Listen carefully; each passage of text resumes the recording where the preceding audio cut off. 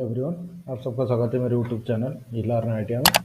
आज का हमारा टॉपिक है, जैसे अभी बार्क का स्किल टेस्ट होने वाला है, तो लास्ट टाइम जो बार्क स्किल टेस्ट में जो फिटर ट्रेड का जो क्वेश्चन पेपर आया था उसको हम सॉल्व करके देंगे और पूरी जानकारी देंगे कि किस तरह के क्वेश्चन आते हैं और किस तरह आपको सॉल्व करने होते हैं, टाइम कितना होता है, मार्क वगैरह कितना होता है।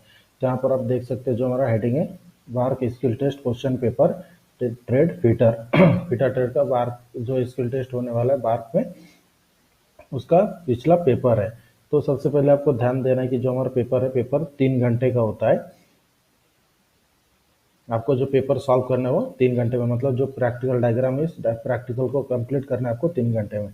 तो टोटल 100 मार्क का होता है। पहला क्वेश्चन होता है रिटर्न, मतलब जो आपका प्रैक्टिकल होता है उस प्रैक्टिकल को रिटर्न में लिख के देना होता है, जो 20 मार्क का होता है। यहाँ पर आप देख सकते हैं 20 मार्क पहला क्वेश्चन है। Write down the sequence of operation, tools, equipment and instrument required to carry out the above job. मतलब 20 मार्क के लिए आपको ये प्रोसीजर लिख कर देना होता है। उसके बाद का जो आपका प्रैक्टिकल होता है वो 80 मार्क का होता है। यहाँ पर आप देख सकते हैं सेकंड जो हमारा क्वेश्चन है, prepare the job as per drawing below. Diagram के हिसाब से आपको ये जॉब तैयार करना होता है, जिसका होता है 80 मार्क। तो जो एक बात ध्यान में रखने की, जब हम स्किल टेस्ट के लिए जाते हैं तो जो 20 मार्क है, 20 मार्क में आपको कम से कम 15 से ऊपर मार्क आना चाहिए। और इस प्रोसेस को किस तरह से लिखा जाता है आपको पूरा डिटेल में हम नीचे बताएंगे।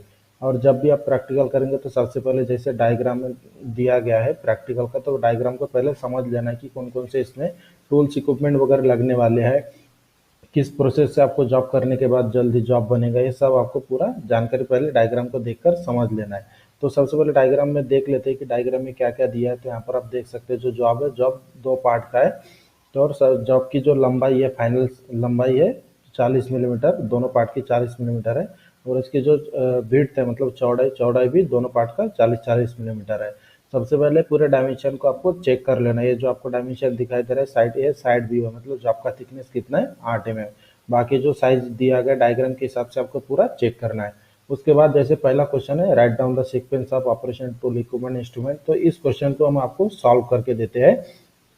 नीचे पूरा डिटेल स्टेप बाय स्टेप की आपको किस तरह से सॉल्व करना होता है, स्टेप बाय स्टेप स्टार्ट करते हैं। इसका जो पहला क्वेश्चन है 20 मार्क के लिए। तो जैसे हमने डायग्राम देख लिया है, तो डायग्राम को देखने के बाद आपको जब हम इसका प्रोसीजर लिखते हैं तो सबसे पहला स्टेप आता है टूल्स एंड इक्विपमेंट। यहाँ पर जो आप देख सकते हैं इस प्रोसेस से ही आपको लिखना है स्टेप बाय स्टेप, जिसमें आपको मार्क सबसे ज़्यादा मिलेगा।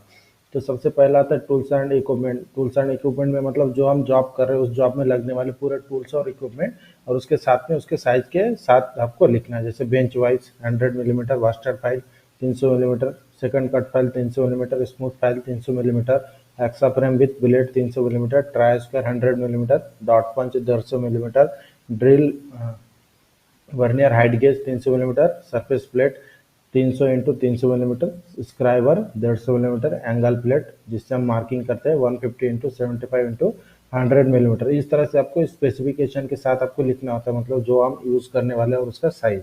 उसके जैसे टूल्स एंड इक्विपमेंट हो गया, उसके बाद का स्टेप आता है मेजरिंग टूल। जो हम जॉब कर रहे हैं, जॉब को करते समय आप कौन कौन से मेजरिंग टूल इंस्ट्रूमेंट यूज़ करने वाले हैं। जैसे steel rule 300 millimetre, vernier calliper 300 millimetre. उसके बाद आता है ग्राइंडर मशीन, की मशीन कौन सा यूज़ होने वाला, बेंच ग्राइंडर। बेंच ग्राइंडर क्यों, क्योंकि जैसे यहाँ पर हमने डॉट पंच लिखा है, अगर पंच का धार जाता है तो उसे ग्राइंडिंग करने के लिए बेंच ग्राइंडर का उपयोग करते हैं। उसके बाद रॉ मटेरियल में MS फ्लैट, चॉक, मार्किंग करने के लिए सैंड पेपर होता है, फिनिशिंग करने के लिए। और जो जॉब का साइज दिया है ये होता है रफ साइज। ये जो आपको जॉब का साइज दिखाई दे रहा है ये हमारा रफ साइज है। जो जॉब का रफ साइज है 45 × 10 × 45 मिलीमीटर, 2 नोज, मतलब पार्ट हमारा जॉब का कितना, 2 पार्ट में जॉब है, इसलिए यहाँ पर 2 नोज दिया गया है। इसके नीचे आता है आपका प्रोसेस, कि आप कौन से प्रोसेस से जॉब को कंप्लीट करने वाले हैं।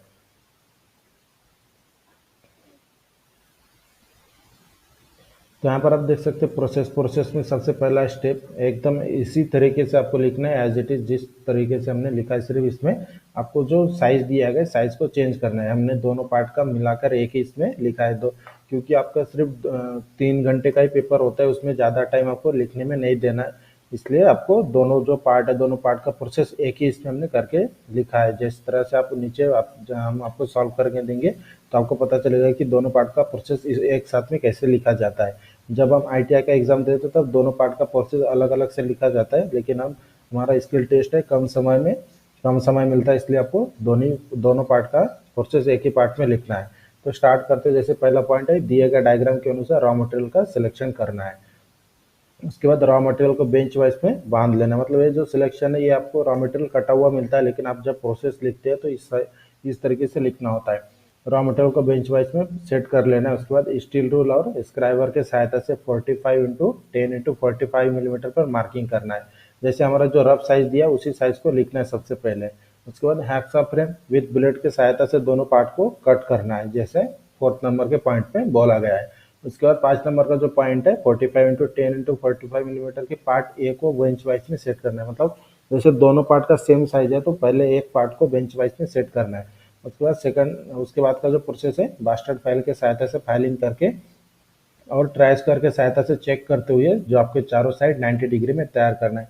जैसे फिटर का जैसे जॉब है तो उसका कॉमन प्रोसेस है ये, जो रॉ मटेरियल को कट करना, बेंच वाइज में सेट करना, उसके बाद बास्टर्ड फाइल का और ट्राइस करके सहायता से जॉब के चारों साइड 90 डिग्री में तैयार कर लेना और फाइनल जो साइज दिया है उसी साइज में 40x40 का जो साइज दिया उसी साइज में आपको कंप्लीट करना है। उसके बाद मास्टर फाइल की सहायता से फाइलिंग करके जॉब के सरफेस को क्लीन करना है। जॉब के सरफेस को क्लीन क्यों करना है? क्योंकि जो डायग्राम में दिया, डायग्राम के हिसाब से आपको मार्किंग करना है, इसलिए जॉब के सरफेस को क्लीन करना है। उसके बाद 8 नंबर का पॉइंट है, इसी तरह सेकंड पार्ट बी को भी तैयार करना है। जैसे जिस प्रोसेस करके हमने पहले पार्ट को तैयार किया उसी प्रोसेस को सेम इस तरह से आपको लिख लेना है, क्योंकि हम दोनों पार्ट को अलग अलग करेंगे, लेकिन प्रोसेस आपको कम समय दिया है, तो ऐसे इस तरह से दोनों पार्ट का प्रोसेस हमें लिखना है।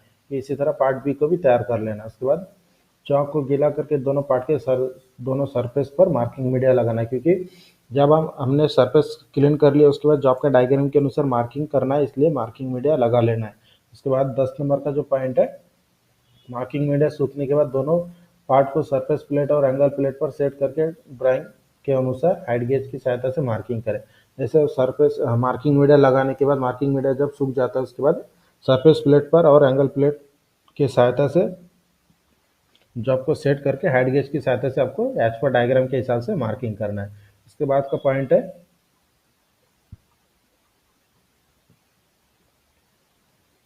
जो 11 नंबर का पॉइंट है, मार्किंग करने के बाद मार्किंग मीडिया मिट ना जाए इसलिए डॉट पंच और बॉल पेन हैमर की सहायता से मार्किंग लाइन पर पंचिंग करना है। क्योंकि जैसे हमने मार्किंग कर लिया, अगर मार्किंग के ऊपर अगर हम पंचिंग नहीं करेंगे तो डायरेक्टली जब हम जॉब करने जाते हैं तो उसके ऊपर जो मार्किंग है मार्किंग मिट जाती है, इसलिए मार्किंग मिटना नहीं चाहिए। इसलिए डॉट पंच और बॉल पेन हैमर की सहायता से जॉब पर पंचिंग कर लेना जो हमने मार्किंग किया उस लाइन पर। उसके बाद जो आपको बेंच वाइज में सेट करके हेक्सा फ्रेम विद ब्लेड से दोनों पार्ट के एक्स्ट्रा मटेरियल को हटा लेना है। जैसे आपका जो जो जॉब का डायग्राम है, जॉब के डायग्राम में जो एक्स्ट्रा मटेरियल दिखाया गया है उस मटेरियल को हेक्सा प्लेट विद ब्लेड के सहायता से कट करना है। जैसे जॉब के डायग्राम यहाँ पर आप देख सकते हैं। जैसे हमारा जो जॉब है, जॉब का जो ये एक्स्ट्रा पार्ट आपको दिखाई दे रहा है जहाँ से आपको ये एंगल में कट करना है, उसके बाद यहाँ पर आप देख सकते हैं एक साइड की 40 है, दूसरे साइड की 30 है, मतलब इस साइड से आपको एक्स्ट्रा मटेरियल हटाना है। इस पार्ट का दूसरे पार्ट का भी सेम उसी तरह से एक्स्ट्रा मटेरियल हटाना है। इसी पॉइंट को प्रोसेस में बोला गया है, जो हमने अभी आपको पॉइंट पढ़ के बताया है। जैसे हमने अभी आपको बताया था कि जॉब को बेंच वाइज में सेट करके हेक्सा फ्रेम विद ब्लेड की सहायता से एक्स्ट्रा मटेरियल को कट कर लेना है। उसके बाद जॉब को बेंच वाइज में सेट करके बास्टर्ड फाइल से फाइलिंग करके जॉब को साइज और आकार में लाना है। जैसे जब हम एक्स्ट्रा मटेरियल कट कर लेते हैं उसके बाद बेंच वाइज में जॉब को अच्छे से सेट करके बास्टर्ड फाइल से फाइलिंग करके जॉब का जो साइज होता है उस साइज में और उस आकार में कंप्लीट कर लेना है। जैसे दोनों पार्ट के ऊपर सेम प्रोसेस अप्लाई करना है। जैसे यहाँ पर आपको बोला गया कि इसी तरह से दूसरे पार्ट को भी तैयार करना है, मतलब दोनों पार्ट को फाइलिंग करके मास्टर फाइल के सहायता से जैसे जॉब का आकार दिया उसी आकार और जॉब के साइज में तैयार करना है। उसके बाद का जो पॉइंट है, ड्राइंग के अनुसार जॉब का साइज वर्नियर कैलिपर से चेक करना है। जैसे जब हम जॉब का साइज और आकार बना लेते हैं उसके बाद आपका जो मेन पॉइंट होता है, जैसे जो डायग्राम में साइज दिया गया है उसी साइज के अनुसार आपको वर्नियर कैलिपर के सहायता से पूरे जॉब की साइज को चेक कर लेना, क्योंकि इसके ऊपर आपका मार्क होता है। उसके बाद 15 नंबर का पॉइंट है, जॉब को स्मूथ फाइल की सहायता से फाइलिंग करके फिनिश करना है। जैसे मान लीजिए कि हमने वर्नियर कैलिपर की सहायता से जॉब को चेक कर लिया है और जॉब पूरे साइज में तैयार हो गया, उसके बाद आपको स्मूथ फाइल के सहायता से फाइलिंग करके जॉब को फिनिश करना है। ध्यान में रखें कि जो भी प्रोसेस दिया है उस प्रोसेस को आपको कंप्लीट करना है, क्योंकि उसके इस प्रोसेस के ऊपर आपको 20 मार्क है। जब आप जॉब करते हैं तो जॉब करते समय भी पूरे ऑपरेशन को करना है। नेक्स्ट पॉइंट है हमारा पार्ट ए और पार्ट बी को फिट करके चेक करना है। जैसे जो हम लास्ट वाला जो हमारा पॉइंट होता है कि जैसे दोनों पार्ट हमने बना लिया है, जैसे आपका जो फिटिंग जॉब दिया था दोनों पार्ट मेल और फीमेल दोनों पार्ट को फिट करना था, तो लास्ट में आपको एक बार पार्ट ए और पार्ट बी को फिट करके चेक करना है। और एकदम लास्ट वाला जो पॉइंट आता है जॉब फिट होने के बाद जॉब को स्मूथ फाइल की सहायता से फाइलिंग करके फाइनल करना है। जॉब फिट होने के बाद लास्ट में आपको स्मूथ फाइल की सहायता से दोनों पार्ट को फिक्स होने के बाद चारों तरफ से फाइलिंग करके और सरफेस क्लीन करके आपको फाइनल कर लेना है। और जो इसके बाद का जो पॉइंट आता है आपका सेफ्टी पॉइंट आता है। जैसे हमने जो जॉब किया, जॉब करते समय क्या क्या सेफ्टी हमने यूज़ करते हैं, हम जो सेफ्टी यूज़ करते हैं, और सेफ्टी में कम से कम आपको 5 पॉइंट लिखना होता है। तो यहाँ पर आप देख सकते हैं सेफ्टी में सबसे पहला पॉइंट आता है बिना हैंडल वाले फाइल का उपयोग नहीं करना है। जैसे यहाँ पर लिखा आपको दिखाई दे रहा है बिना हैंडल वाले फाइल का प्रयोग ना करें। उसके बाद सेकंड पॉइंट है ड्रिलिंग करते समय कूलेंट का उपयोग करना है। उसके बाद तीसरा पॉइंट है हैक्सा फ्रेम से कटिंग करते समय कूलेंट का प्रयोग करना है। और चौथा पॉइंट है सेफ्टी का वर्नियर कैलिपर से माप लेने से पहले जीरो एरर चेक करना है। जैसे मेजरिंग इंस्ट्रूमेंट हम यूज़ करें वर्नियर कैलिपर, तो इस माप वर्नियर कैलिपर से माप लेते समय सबसे पहले जीरो एरर को चेक करना है। उसके बाद का जो पॉइंट है लास्ट का सेफ्टी का, कटिंग टूल के साथ मेजरिंग टूल को ना रखें। जैसे जॉब होने के बाद कटिंग टूल जो होते हैं और मेजरिंग टूल होता है, जैसे फाइल हो गया हमारे कटिंग टूल, तो फाइल के साथ और जो हमारा मेजरिंग इंस्ट्रूमेंट है जैसे स्टील रूल वर्नियर कैलिपर, इनको साथ में नहीं रखना है। इस तरह से आपका जो 20 मार्क का जो प्रोसेस होता है इस तरह से आपको लिखना है, जैसे जॉब का डायग्राम दिखाया गया है। पहला क्वेश्चन था 20 मार्क का जो जॉब का डायग्राम है, इस तरह से आपको जो हमने स्टेप बाय स्टेप बताया इसी स्टेप बाय स्टेप आपको लिखना होता है 20 मार्क के लिए। और जो भी हम क्वेश्चन सॉल्व जो आपको भी पूरा प्रोसेस बताया है, इस प्रोसेस का पीडीएफ का लिंक भी आपको डिस्क्रिप्शन में मिल जाएगा, जहाँ से आप डाउनलोड करके चेक कर सकते हैं। इंग्लिश में भी आप लिख सकते हैं, हिंदी में भी लिख सकते हैं। हम इंग्लिश और हिंदी दोनों का पीडीएफ का लिंक आपको डिस्क्रिप्शन में दे देंगे। और इसी तरह के अच्छे इंपॉर्टेंट जानकारी के लिए हमारे चैनल को सब्सक्राइब करें, शेयर करें और लाइक करना ना भूलें।